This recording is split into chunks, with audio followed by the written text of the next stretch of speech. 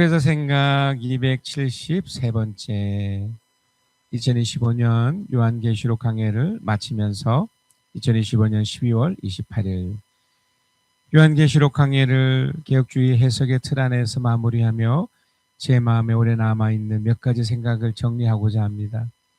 요한계시록은 늘 두려움과 호기심의 대상이 되어 왔지만 강해 여정을 마친 지금 제 안에는 두려움보다는 위로가, 호기심보다는 확신이 자리 잡고 있음을 고백하게 됩니다. 이는 지식의 축적 때문이 아니라 말씀을 통해 하나님께서 오늘의 삶을 어떻게 붙들고 계시는지를 다시 보게 되었기 때문입니다. 1. 보이지 않는 것을 보이게 하시는 하나님의 위로. 첫째로 느낀 것은 묵시문학이라는 장르가 지닌 독특한 특성 안에 담긴 하나님의 깊은 위로였습니다.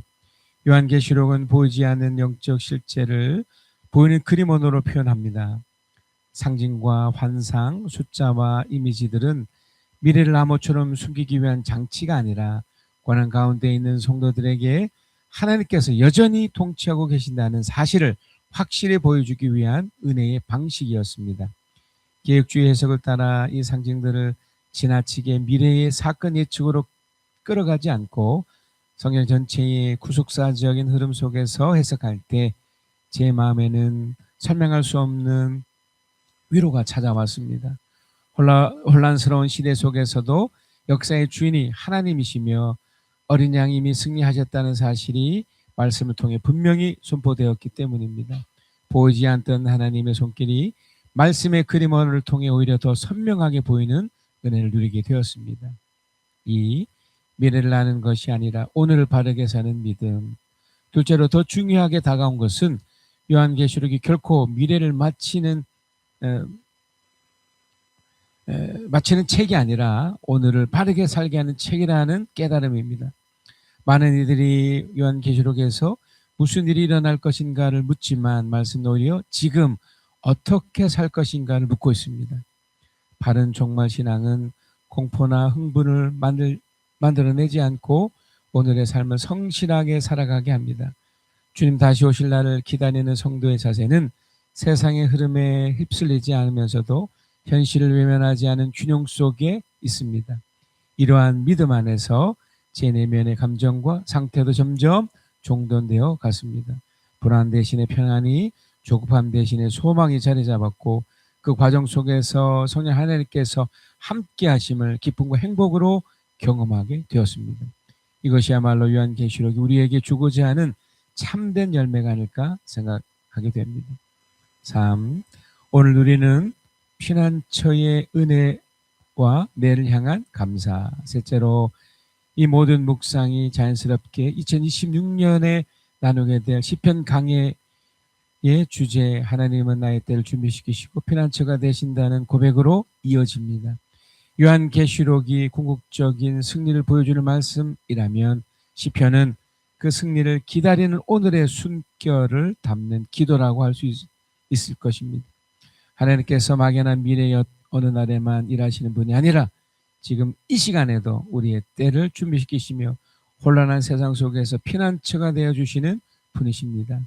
계시록을 통해 확신하게 된 하나님의 주권은 시편의 고백을 통해 오늘의 축복으로 누려지고 있습니다. 이미 주어진 이 은혜를 성도를 함께 나누며 미래를 두려움이 아닌 감사로 맞이하게 될 것을 기대해 봅니다. 맺으며 요한계시록 강해를 마치며 제 마음에 남는 것은 예언의 정보가 아니라 살아계신 하나님에 대한 신뢰입니다. 그 신뢰가 오늘의 삶을 지탱하고 내일의 사역을 준비하게 하며 언제나 우리의 피난처 되어주시는 하나님을 더욱 깊이 사랑하게 만듭니다. 이 은혜의 여정을 인도해 주신 주님께 감사드리며 앞으로도 말씀 안에서 바르게 믿고 바르게 살며 바르게 기뻐하는 삶을 계속 걸어가기를 소망합니다. 요한계시록 22장 12절에서 17절입니다. 보아라, 내가 곧 가겠다. 나는 각 사람에게 그 행위대로 갚아주려고 상을 가지고 간다. 나는 알페와 오메가 곧 처음이며 마지막이요 시작이며 끝이다. 생명나무에 이르는 권리를 차지하려고 그리고 성문으로 해서 도성에 들어가려고 자기 겉옷을 깨끗이 빠는 사람은 복이 있다. 개들과 마술쟁이들과 음행하는 자들과 살인자들과 우상 숭배자들과 거짓을 사랑하고 행하는 자는 다 바깥에 남아 있게 될 것이다. 나 예수는 나의 천사를 너희에게 보내어 교회들에게 주는 이 모든 증언을 전하게 하였다. 나는 다윗의 뿌리요 그의 자손이요 빛나는 샛별이다. 성령과 신부가 오십시오 하고 말씀하십니다. 이 말을 듣는 사람도 또한 오십시오 하고 외치십니다. 목 마른 사람도 오십시오. 생명의 물을 원하는 사람은 거저 받으십시오. 여러분, 저는 요한계시록을 이렇게 강해를 했고요. 이제 그 마지막 시간이 됐는데요. 우리들에게 있어서 가장 중요한 것이 무엇일까?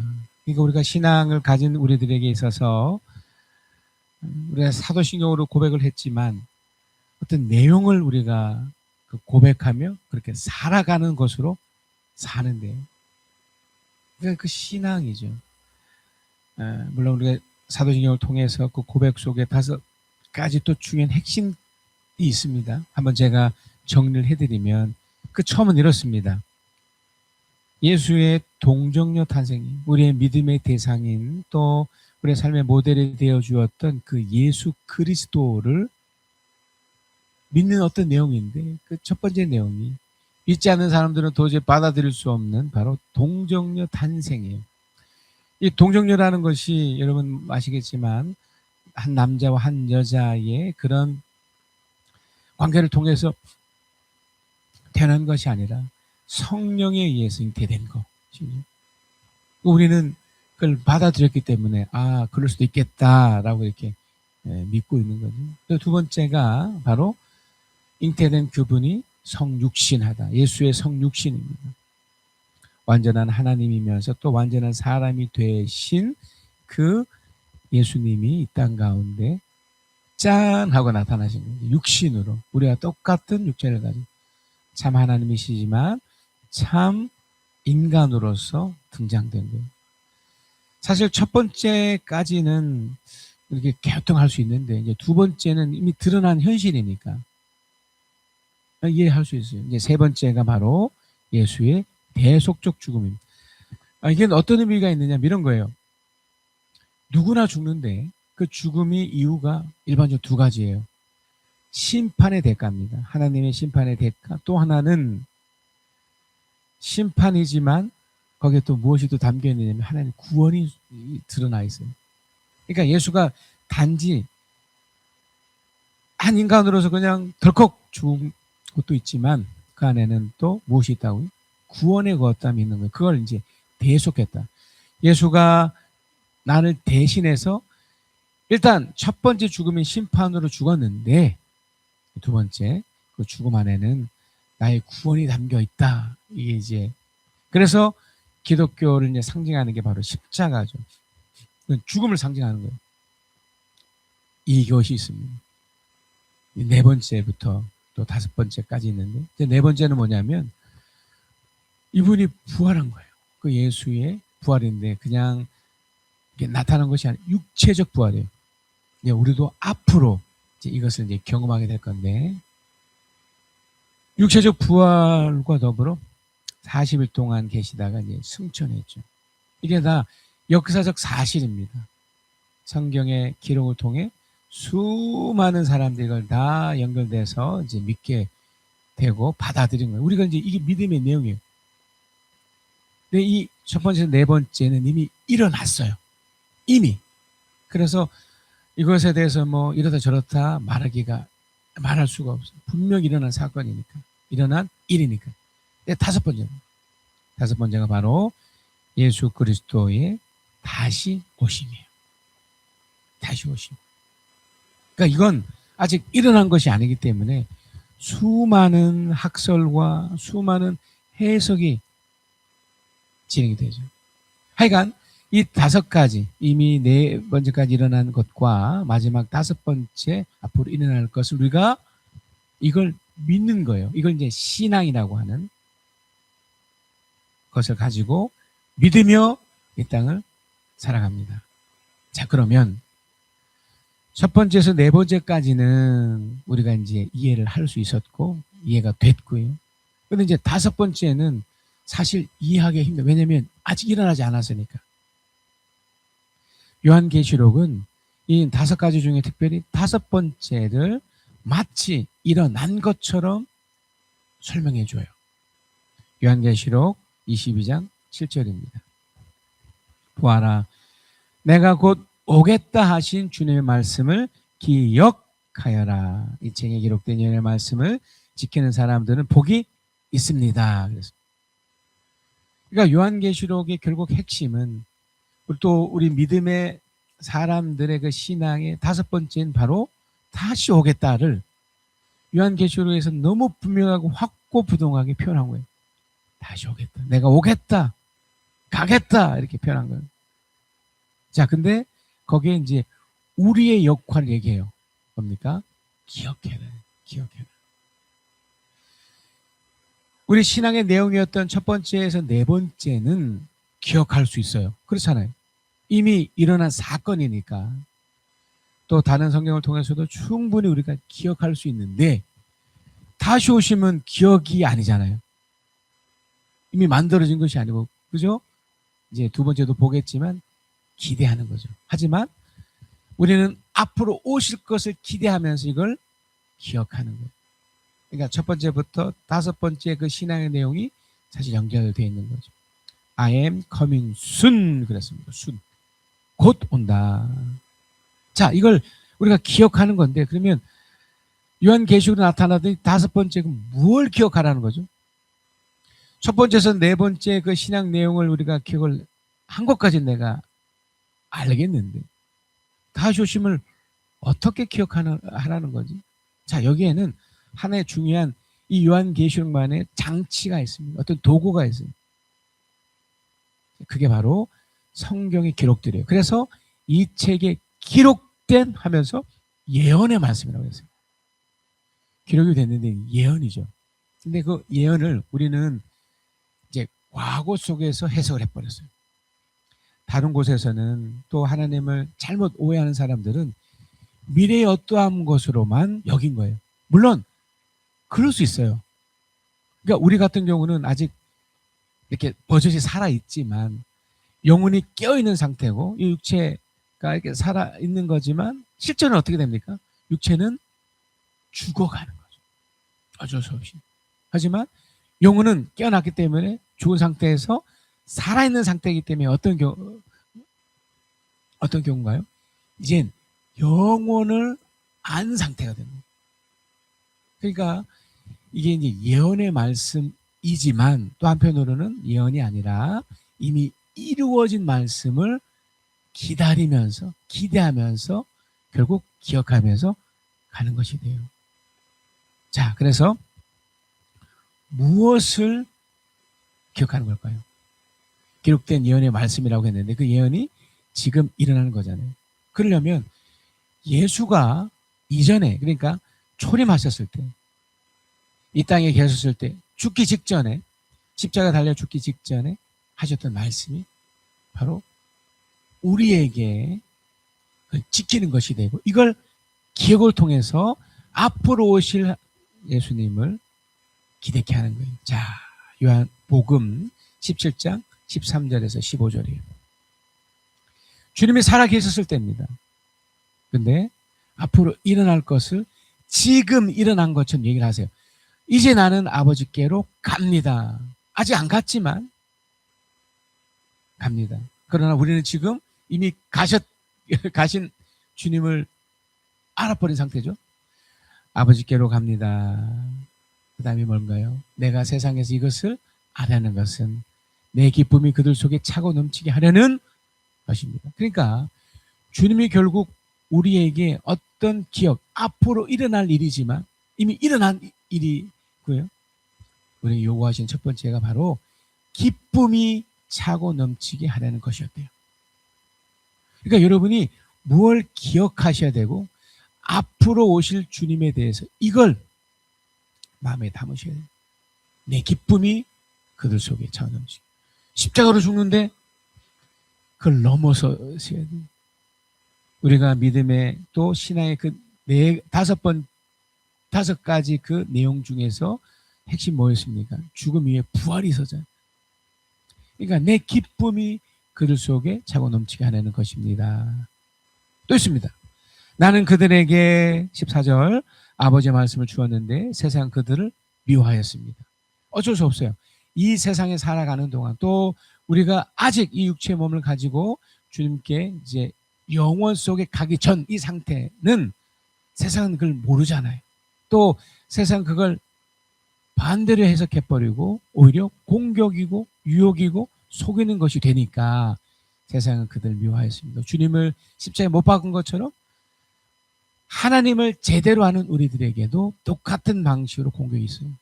그것은 내가 세상에 속하 있지 않는 것 같이 그들로 세상에 속하 있지 않기 때문입니다. 분명 이 상태에 우리는 있어요. 이 상태를 보며 우리는 기다리고 기대하면서 살아가는 건데 주님이 내 기쁨을 충만하게 하는 것과 더불어 두 번째 뭘 하시겠냐면 15절입니다. 우리 한번 함께 읽겠습니다. 15절 시작. 내가 아버지께 비는 것은 그들을 세상에서 데려가시는 것이 아니라 악한 자에게서 그들을 지켜주시는 것입니다. 그러니까 여러분 주님이 오신다. 그러니까 재림 때 사실 끝이 아니에요. 우리는 지금 이미 하나님과 함께하는 것에서 악한 세력, 이미 사탄이나 또 그 사주된 많은 우리를 통해서 지켜짐을 보호함을 받고 살고 있는 거예요. 여전히 세상은 여러분도 아시겠지만 우리가 지금 북한과 대치 중에 있고 비행기로 몇 시간만 가게 되는 저 러시아나 우크라이나의 그 땅 안에는 지금 똑같은 시간에도 벌써 4년째 전쟁이 일어나고 있지 않습니까?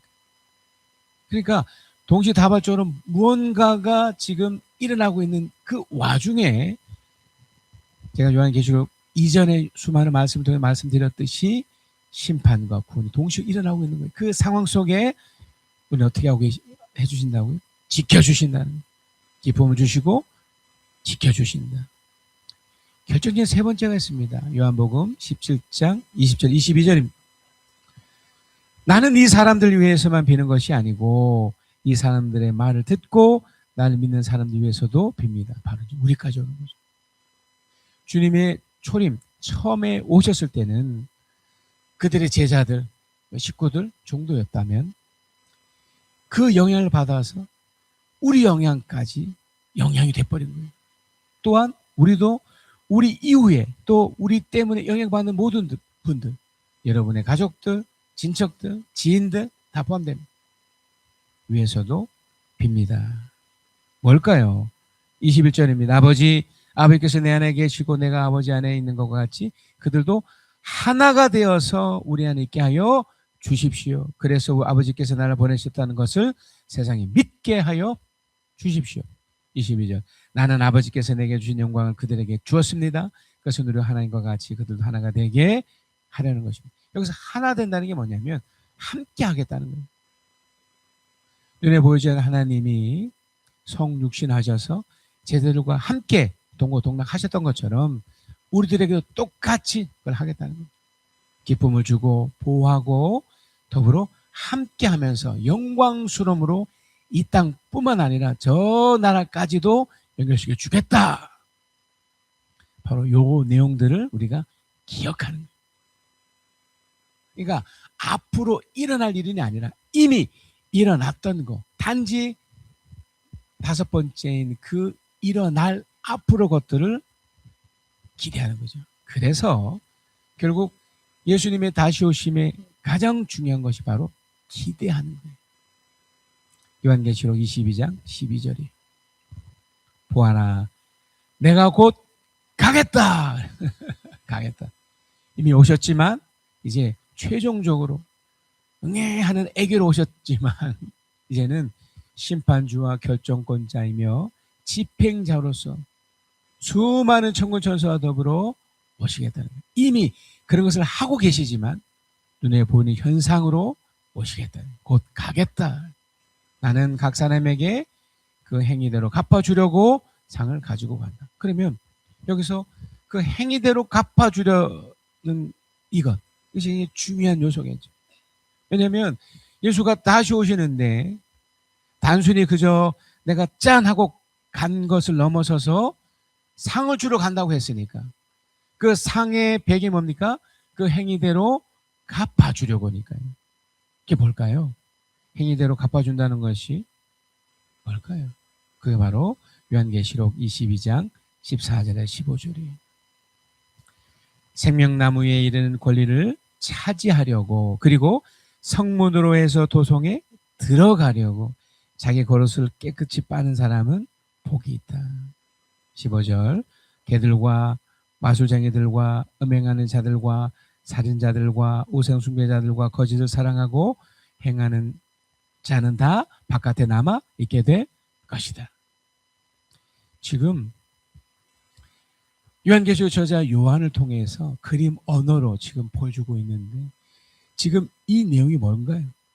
우리가 지금 행위대로 갚아주는 어떤 상을 기대하면서 가는데 어떤 내용과 더불어 반대적인 것들을 먼저 말씀해 주신 거예요. 여기 보면 개들이라는 표현이 있죠. 성경에서의 개는 우리 이 세상에서도 욕 가운데 이 개를 소재로 한 욕이 진짜 많잖아요. 굉장히 혐오스럽고 그리고 더러운 존재로 개가 이렇게 묘사되어 있어요. 지금 시대는 이제 그 개를 이제 반려견으로 살고 있지만 그러니까 어찌됐든 조심하셔야 돼요. 왜냐하면 개들을 비유해서 어떻게 연결을 시키냐면 마술쟁이, 음행, 살인자, 우상숭배, 거짓을 사랑하고 행하는 자를 다 개와 비유를 해버렸기 때문에 그래요. 지금은 그 개가 거의 이제 우상이 돼버렸잖아요. 가족의 반열에 들어왔으니까. 어떻게 보면 뭐 좋게 생각할 수도 있지만 나쁘게 보면 굉장히 위험한 거죠. 그러니까 왜 이게 중요하냐면 하나님이 다시 오심에 있어서 바로 이 개를 대비시켜 놔버렸어요. 그 개를 반대적인 의미로 또 다른 상 받은 행위대로 갚아주는 그 반대적인 의미로 이걸 상해버린 거예요. 자, 그러면 행위대로 갚아주려고 하는 그 상, 그걸 기대하는데 단순히 먼 미래 속에 오는 것이 아니고 이 땅 가운데 이걸 누리며 사는 것으로 묘사하고 있어요. 첫 번째가 생명나무에 이르는 권리를 차지하려고 해요. 이게 굉장히 중요한 요소입니다. 생명나무에 이르는 권리가 뭘까요? 가만히 생각해 보면 이런 거예요. 생명나무라는 것이 원래는 눈에 보이는 현상처럼 있었죠. 에덴 동산에 있었고, 근데 그게 가로막혔죠. 그 생명나무에 원래 있었던 아담, 우리와 똑같은 존재였던 그 아담이 생명나무의 그 권리 속에서 마음껏 누렸던 겁니다. 이 안에 무엇이 있었습니까? 영원을 담긴 생명이 있었어요. 영혼에 담긴 생명. 근데 그게 아담이 놓쳐버렸죠. 생명나무 옆에 있던 그 선을 알게 하는 나무 때문에. 있을 수는 있지만 하나님이 설정하신 그 생명나무와 선을 알게 하는 나무에 먹어야 되고 먹지 말아야 될 걸 지정해 주셨거든요. 우리는 피조물이기 때문에 최초에 그걸 따랐어야 된다고. 그런데 그렇게 하지 않죠. 여러분들도 뭔가 결정할 때 마음대로 하시잖아요. 굉장히 위험한 요소예요. 생각해 보세요, 여러분. 우리는 누군가로부터 탄생이 된 존재들이에요. 스스로 존재하는 존재들이 아니란 말이에요. 그래서 하나님은 항상 어떤 걸 결정할 때 의논하도록, 함께 뭔가 하도록. 그래서 예수 믿게 되면 가장 먼저 회복되는 게 바로 이 영역이거든요. 생명나무는 바로 그걸 다시 회복할 수 있는 기회를 준 거예요. 그래서 권리라는 말을 쓴 겁니다. 우리 주 예수 그리스도가 생명나무 역할을 해주셨던 거죠. 그래서 그분 때문에 권리를 얻게 됩니다. 그 권리가 바로 생명을 얻게 된 거예요. 생명. 예수의 다시 오심이 먼 미래 속에 될 완전체로 일어날 일이지만 지금 당장 이것이 우리들에게 요구되는 거예요. 그리고 그 두 번째가 성문으로 해서 도성으로 들어가려고 해요. 성문으로 해서 도성에 들어가는 이 삶이 뭘까요?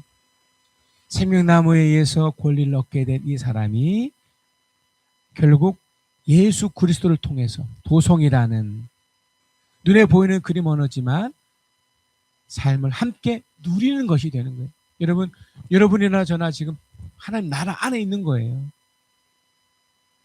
우리가 지금 그 하나님의 그 사랑 가운데 들어있다는 거죠. 왜 그렇습니까? 성문으로 해서 어떤 문으로.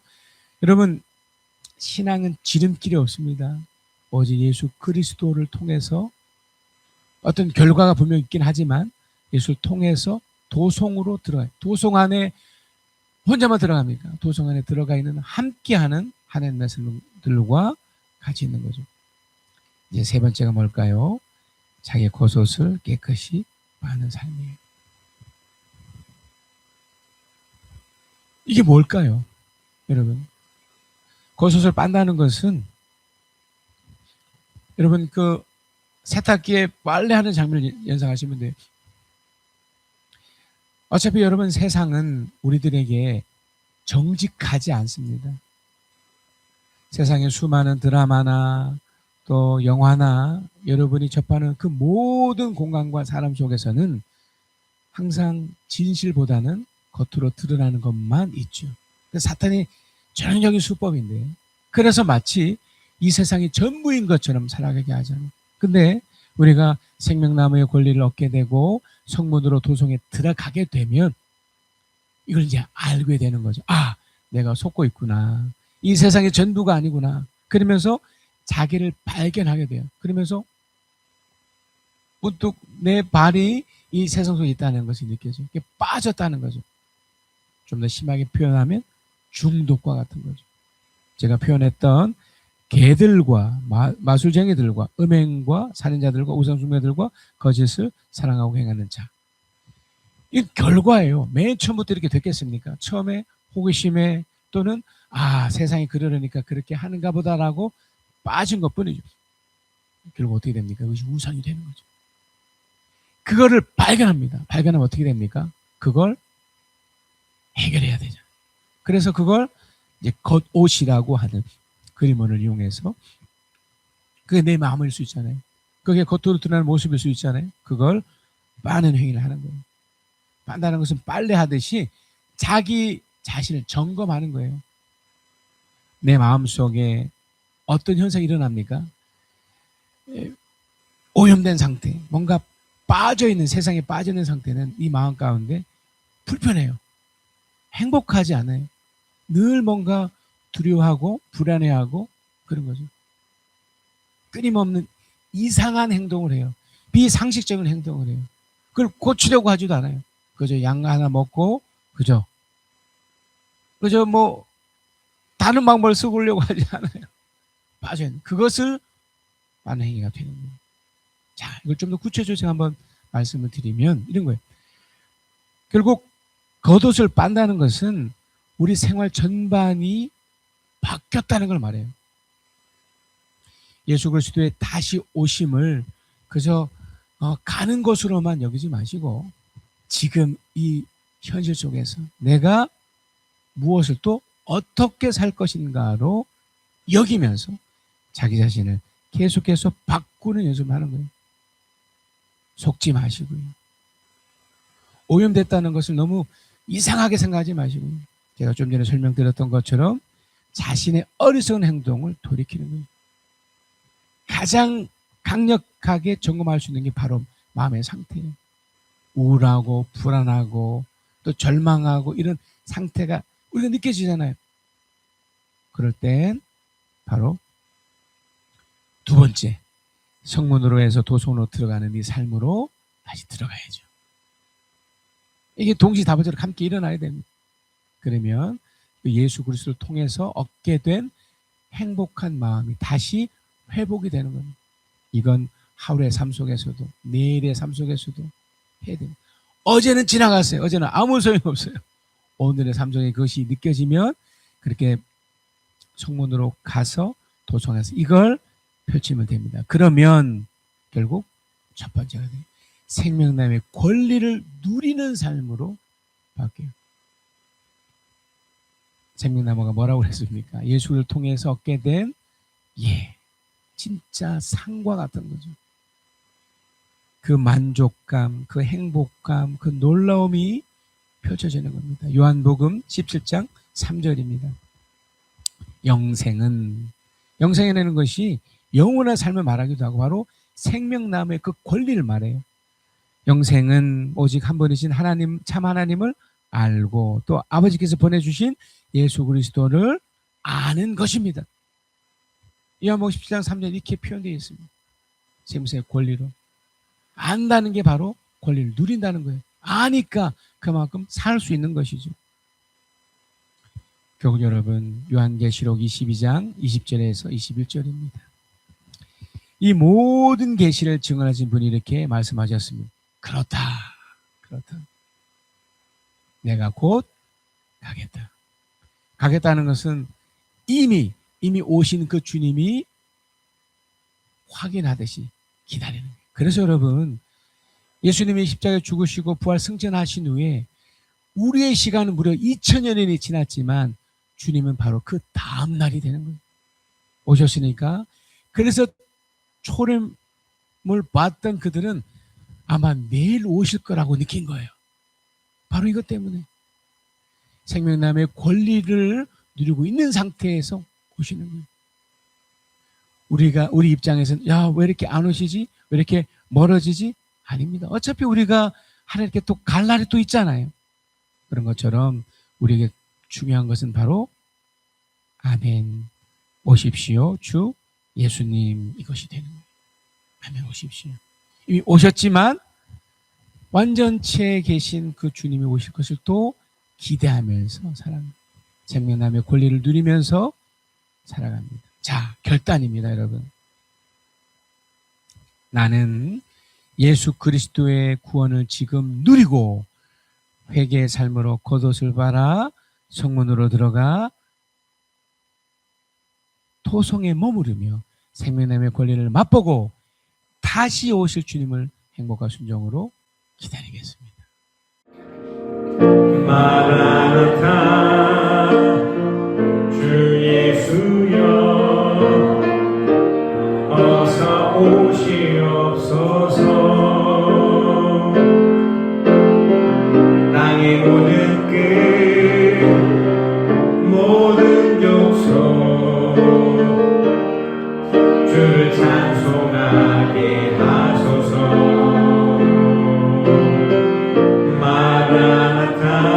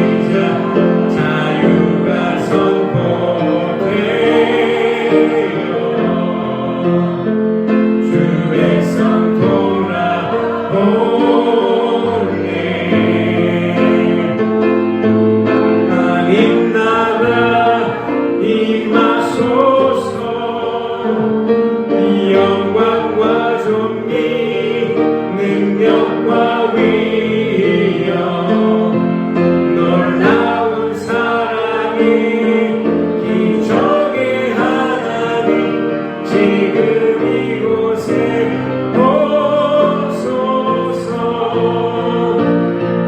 주 높고 위대하심을 크게 외쳐 선포하네 만왕의 왕 주 하나님 지금 오소서